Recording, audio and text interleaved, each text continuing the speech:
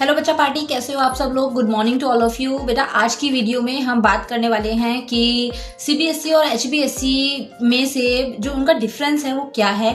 और बहुत सारे बच्चे जो हैं ये क्वेश्चन करते हैं कि मैम सीबीएसई बोर्ड में हम अगर पढ़ाई करते हैं तो कैसा होगा, इसके अलावा में अगर एचबीएसई से पढ़ाई करते हैं तो कैसा होगा, what is the difference between two boards. तो इसके ऊपर आज हम बात करेंगे। ओके, आई होप वीडियो आपके लिए हेल्पफुल रहेगी। ठीक है, तो वीडियो को ध्यान से देखिएगा।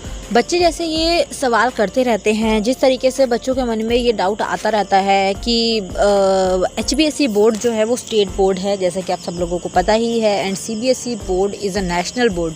तो बच्चों के दिमाग में कई बार ये सवाल आते हैं कि सीबीएसई बोर्ड है तो शायद मुश्किल होगा, या फिर एचबीएसई बोर्ड है तो शायद आसान होगा, या फिर अगर स्टेट लेवल पर है तो हो सकता है ये मुश्किल हो, और सीबीएसई नेशनल लेवल पर है और मार्किंग जो है वहाँ पर बहुत आसान होती है, बहुत इजी होती है, बहुत नॉर्मल होती है। क्योंकि सीबीएसई में यूजुअली आप मार्क्स देखेंगे भी रिज़ल्ट में तो 100/100 भी मार्क्स आते हैं, रिज़ल्ट में आप देख सकते हैं।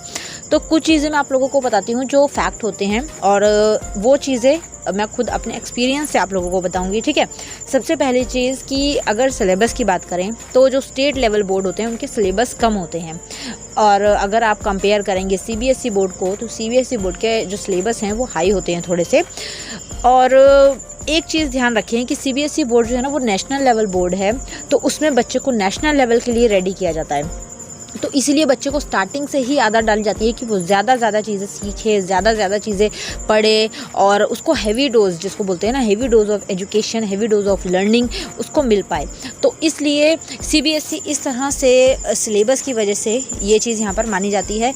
दूसरी बात आती है कि मार्किंग की, तो सीबीएसई की जो मार्किंग है वो नॉर्मल ही होती है। ऐसा कुछ नहीं है कि मार्किंग टाइट हो, नॉर्मल हो, जैसे हो, मार्किंग नॉर्मल ही होती है, मॉडरेट लेवल की, ना बहुत ही नॉर्मल सिंपल और ना बहुत ही हार्ड एंड टाइट। ठीक है, उसके बाद में जैसे एचबीएसई बोर्ड है, हरियाणा बोर्ड है, या कोई भी राजस्थान बोर्ड है, पंजाब बोर्ड है, जो भी स्टेट लेवल के बोर्ड होते हैं उनमें क्या फ़र्क होता है। अगर स्टेट लेवल बोर्ड की बात करूं तो उनकी जो एजुकेशन होती है वो एक स्टेट लेवल पर होती है कि हमें बच्चा जो है उसको स्टेट लेवल के लिए रेडी करना है। तो वहाँ पर जो सिलेबस है वो इतना ज़्यादा ब्रॉड नहीं होता है, वहाँ पर सिलेबस जो है वो कंपेयरिंग सीबीएसई कम होता है।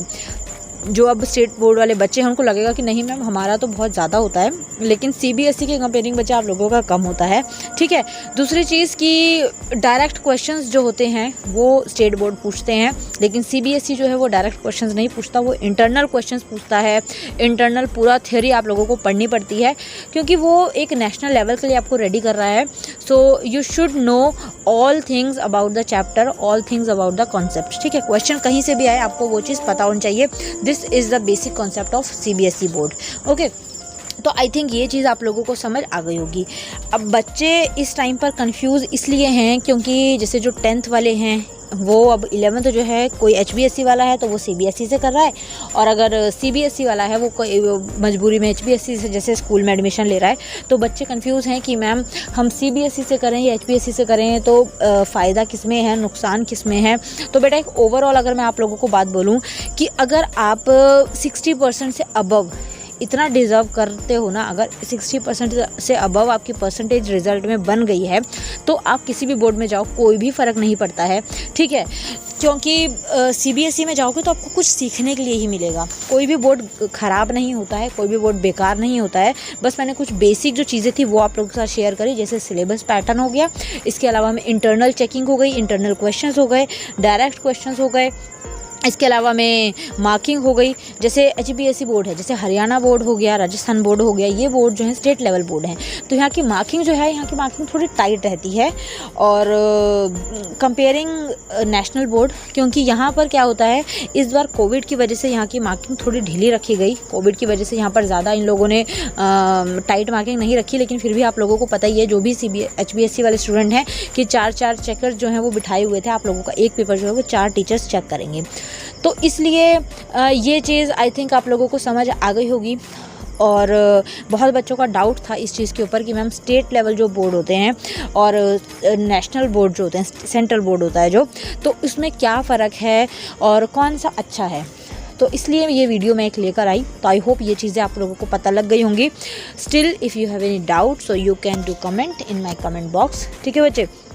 और आई थिंक सारे कॉन्सेप्ट, सारे पॉइंट्स मैंने इसमें क्लियर कर दिए हैं, जहाँ जहाँ पर आप अटक सकते हो, जो जो क्वेश्चन आपके दिमाग में आ सकता है। तो बोर्ड कोई भी बेकार नहीं है, जिसमें भी आप पढ़ाई कर रहे हो करते रहो, ठीक है। आगे अगर चेंज हो रहा है तो उसमें भी ज़्यादा फ़र्क नहीं आता है, सिर्फ 20% का फ़र्क आता है, 80% दोनों सेम ही होते हैं। चाहे सिलेबस की बात करें, चाहे पैटर्न की बात करें, चाहे क्वेश्चन आंसर्स की बात करें, चाहे बुक्स की बात करें, सब कुछ सेम होता है, ठीक है।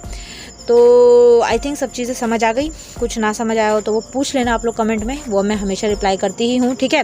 और वीडियो की अगर बात करें तो डेली 9 AM और 4 PM 2 टाइम मेरा वीडियो आता है। तो लाइव चैट उस टाइम पर ऑन रहती है, तो आप लोग अगर चाहें तो सेम टाइम आकर मुझसे लाइव डिस्कशन भी वीडियो में कर सकते हैं, ठीक है बच्चे। तो मिलते हैं नेक्स्ट वीडियो में। Thank you so much for watching. Bye bye.